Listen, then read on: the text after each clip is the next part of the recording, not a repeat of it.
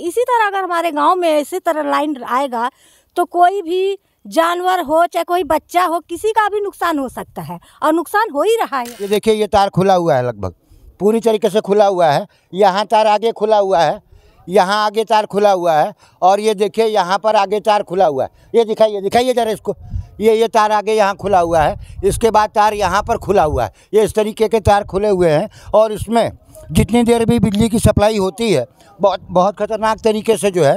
अभी तक हमारा देश तो गुलाम मैंने आज़ाद हुआ है, लेकिन हमारा गांव भी अभी तक गुलाम है। कम से कम 5-7 तो बंदर मर गए, 2-3 गाय मर गई। और जो अवस्था यहाँ पर सरकार करके रखी है, और ये आज का नहीं, ये 2003 से ही हम लोग भोग रहे हैं। 2003 के बाद से आज 20-22 साल 21 साल हो गया और ये बिजली का संकट हम लोगों के ऊपर जैसे लगता है कि ये ख़त्म ही होने वाला नहीं। हम लोग के गाँव में अगर बिजली नहीं आएगी तो हम लोग वोट कैसे दे सकते हैं? इस बार सरकार हम लोगों को बदलना ही है। सरकार बदल दे, ठीक, बहुत जरूरी है सरकार बदलना सर। उत्तर प्रदेश का एक बहुत शानदार गांव, दोस्तों मैं उत्तर प्रदेश के बलिया ज़िले से आपको ऐसा एक गांव दिखाने जा रहा हूं जिसको देख करके आपको आश्चर्य होगा। और आश्चर्य इसलिए होगा दोस्तों क्योंकि जो भी बुनियादी सुविधाएं हमको मिलना चाहिए, बुनियादी आवश्यकताएं मिलनी चाहिए, वो शासन ने या प्रशासन ने हमें कितनी दी है, इस बात की वानगी आपको देखने को मिलेगी। और ऐसा खूबसूरत गांव आपने कभी देखा नहीं होगा, इसलिए वीडियो में बने रहिएगा। इस गांव की खूबसूरती मैं आपको दिखाऊंगा तो आप चौंक जाएंगे, क्योंकि इस गांव में इतनी ऐसी खूबसूरती आपको देखने को मिलेगी।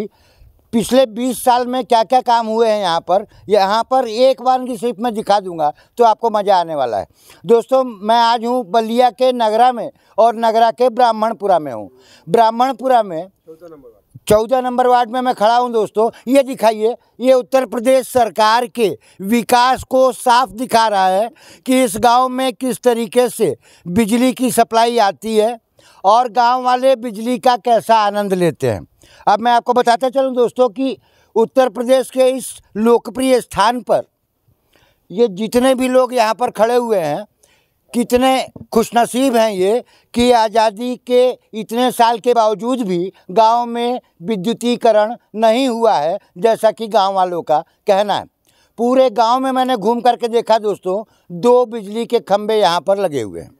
2 बिजली के खंभों पर ये पूरा का पूरा गांव है। ये थोड़ा और जाल एक बार दिखा दीजिए, ये जाल दिखा दीजिए। यहाँ सूखे पेड़ों पर बिजली के तार लटक रहे हैं, यहाँ पर इस तरीके के सड़े हुए बांसों पर तार लटक रहे हैं। और कहीं ना कहीं गांव वालों की मजबूरी है, क्योंकि लाइट सभी की आवश्यकता है और लगभग सभी के कनेक्शन है। ये जितने लोग आपको दिखाई दे रहे हैं पूरे गांव में 100% जो है गाँवों में कनेक्शन है। और बिजली का बिल भरने के बावजूद भी बिजली विभाग आज तक क्यों उदासीन बना हुआ है? ये सबका सब बेशरम है, ये सबके सब बेशरम है। बिजली विभाग वाले, इनको शर्म नहीं आती है कि इस तरीके से ये गांव वाले रह रहे हैं। 20 साल से ऊपर हो गया, किसी तरीके का कोई विकास नहीं है। हम बात करते हैं यहाँ के लोगों से। क्या नाम है आपका? सुरेश पांडे। पंडित जी एक बात बताइए, आपके गाँव में बिजली का विद्युतीकरण हुआ ही नहीं है, तो क्या क्या कहेंगे इस पर? परेशानी बहा है कुल बिजली सही ने क्या बताई, तार रखते बानी ये कुल खुला तार जो बा आपके सामने बा चारों तरफ से, तो दुर्घटना घट सके। हाँ घट सकले साहब, आदमी मर सकते आपके सामने बटे, देख ली कि मर सकला कि ना मर सकला। कितने जानवर मर गए? जानवर कम से कम 5-7 तो बंदर मर गए, 2-3 गाय मर गई। और जो अवस्था यहाँ पर सरकार करके रखी है, और ये आज का नहीं, ये 2003 से ही हम लोग भोग रहे हैं। 2003 के बाद से आज 20-22 साल 21 साल हो गया और ये बिजली का संकट हम लोगों के ऊपर जैसे लगता है कि ये ख़त्म ही होने वाला नहीं है।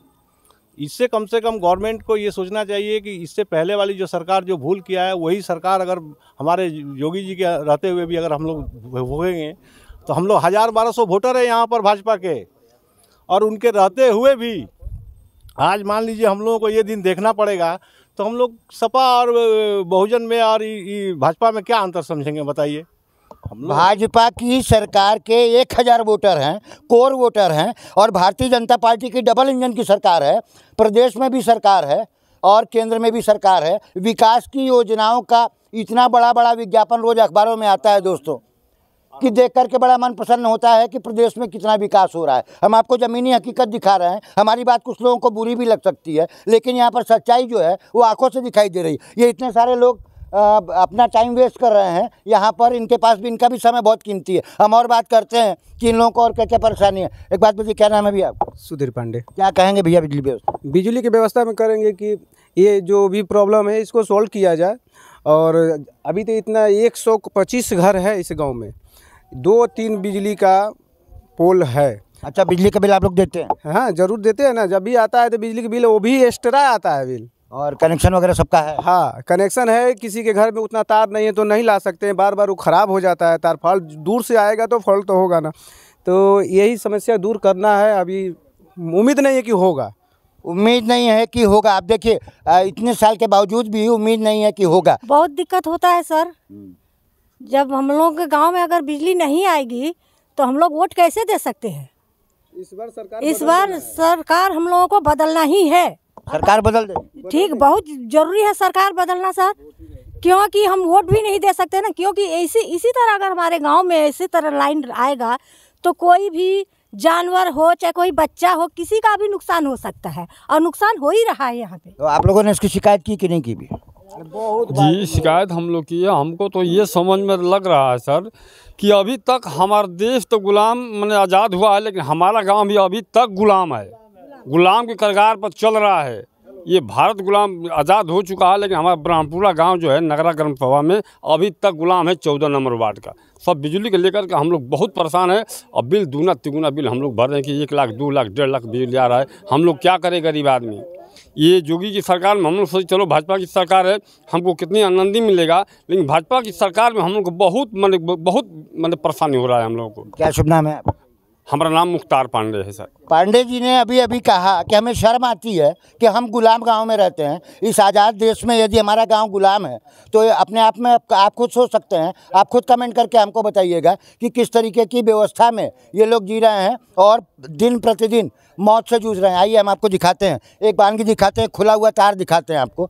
ये तार जो है वो कितने सेंसिटिव हैं और कितनी जगह से खुले हुए हैं। ये देखिए, ये तार खुला हुआ है, लगभग पूरी तरीके से खुला हुआ है। यहाँ तार आगे खुला हुआ है, यहाँ आगे तार खुला हुआ है, और ये देखिए यहाँ पर आगे तार खुला हुआ है। ये दिखाइए ज़रा इसको।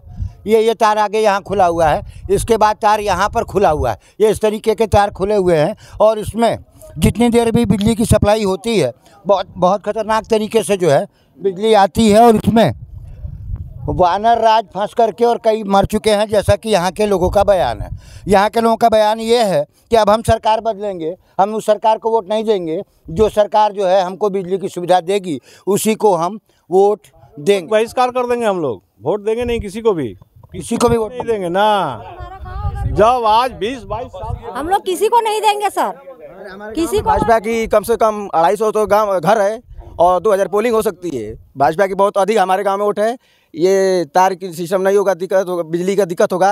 हमारे गांव में बिजली पोल नहीं, खंभे गड़ेंगे नहीं, तो भाजपा हमारे गांव से नीचे हो सकता है उसकी। धन्यवाद। अच्छा, एक बात बताइए कि ये कि आप लोगों ने शिकायत की कि नहीं की कभी?